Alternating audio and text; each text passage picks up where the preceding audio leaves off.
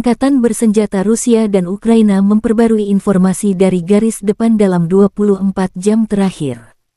Juru bicara Kemenhan Rusia Letnan Jenderal Igor Konasenkov pertanggal 12 Maret menyebut keberhasilan pasukan Federasi Rusia di sejumlah titik. Di arah Krasny Liman, sistem serangan darat dan penerbangan tentara, artileri dan penyembur api berat dari kelompok pasukan, Center, menetralkan benteng musuh dan perangkat keras militer di dekat Ploshchanka, Republik Rakyat Lugansk Terny, Yampolovka, dan Grigorovka, Republik Rakyat Donetsk.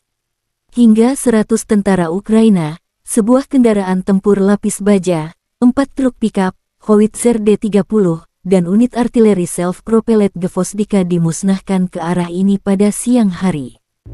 Letjen Igor Konasenkov melansir secara total, 400 jet tempur angkatan bersenjata Ukraina dan 220 helikopter, 3.385 kendaraan udara tak berawak dinetralkan.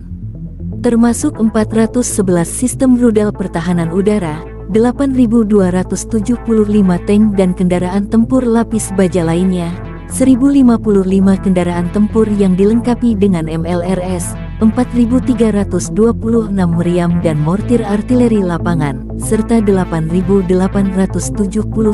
unit khusus peralatan militer dihancurkan selama operasi militer khusus. Secara terpisah, Angkatan bersenjata Ukraina merilis rekaman pertahanan udara bekerja mencegah aneka rudal Rusia yang datang. Video dirilis baru-baru ini.